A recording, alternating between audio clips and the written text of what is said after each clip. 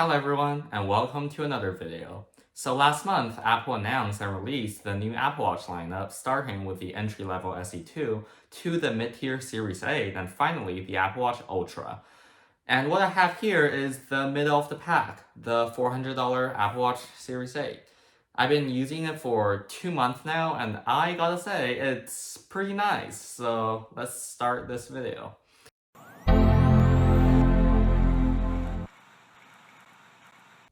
Okay, first, this is not the Series 8, it's a Series 7, but the only new features the Series 8 has that the Series 7 doesn't have is a temperature sensor to detect when you ovulate and crash detection, and I am able to test neither of them. Everything else is the same between these two generations. Let's start with the individual parts of the watch, then the experience overall. First, the outer case and overall build. Here I have the 45mm case version, which aside from the Apple Watch Ultra is the biggest case size available.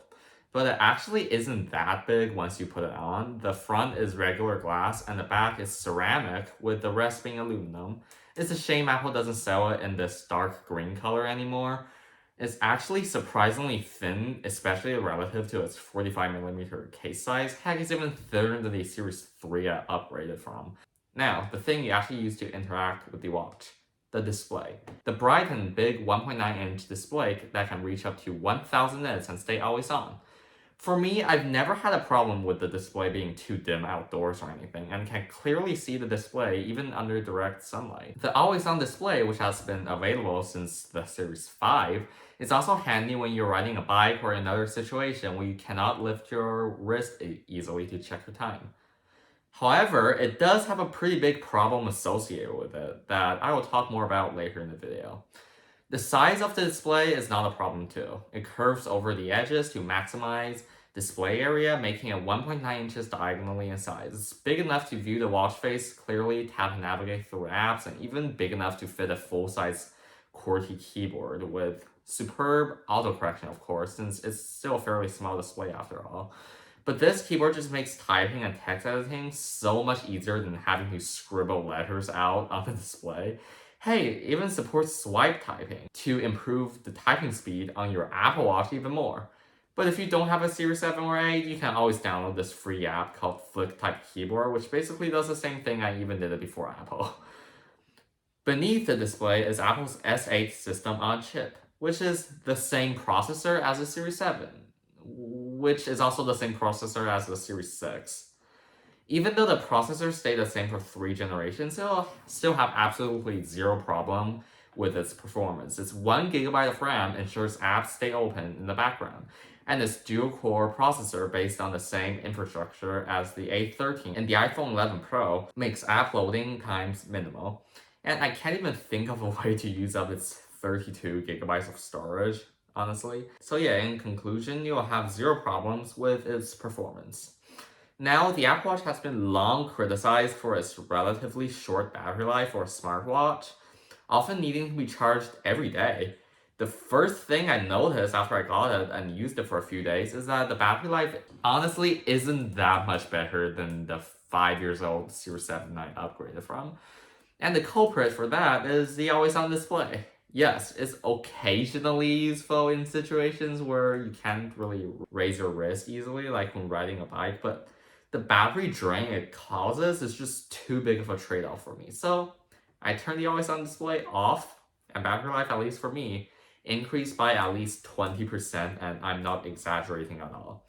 If you want better battery life on a Series 5 or later Apple Watch, just turn the always-on display off.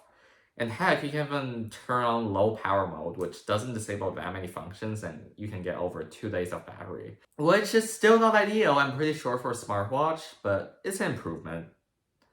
There's also a lot of miscellaneous features on this watch. Fall detection detects hard falls. And the newly introduced crash detection detects if you've been in a car crash and calls emergency services for you. Which I am not going to test.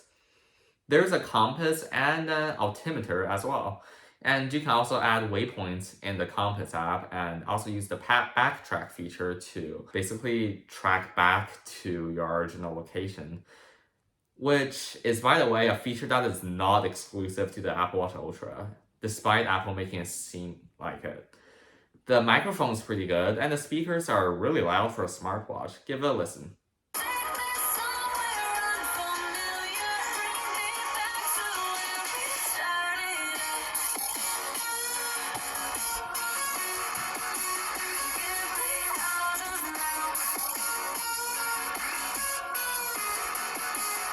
And yes, with the WatchTube app, you can now watch YouTube on your Apple Watch. Apple has heavily promoted the Apple Watch for its health and fitness features, and to be fair, the Series 8 does have a lot of them. The watch periodically measures your heart rate all the time. The digital crown can take an ECG and tell you if you have AFib or not. It can measure your blood oxygen level, measure your sleep stages, which is a new feature introduced this year, and even has a new temperature sensor to tell you if you ovulated during your menstrual cycles or not, which, as you can tell, is a feature I cannot test.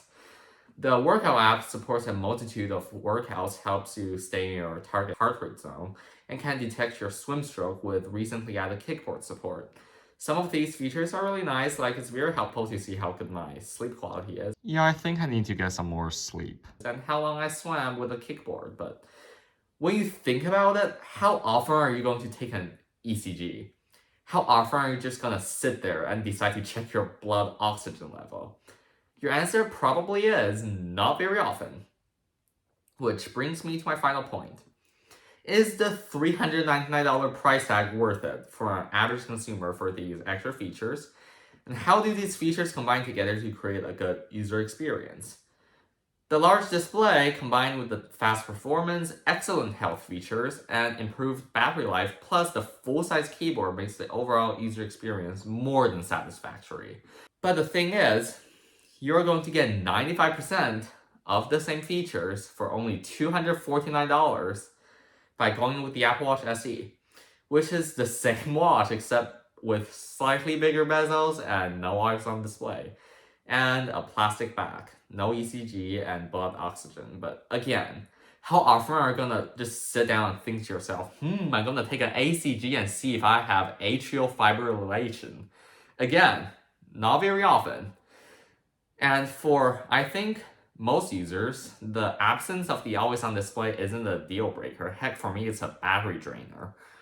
So while the Apple Watch Series 8 is a superb smartwatch, I think for like 90% of people, you're just better off saving $150 and going with the Apple Watch SE. But this is just my take. Thank you guys so much for watching, and I'll see you in the next video. Bye.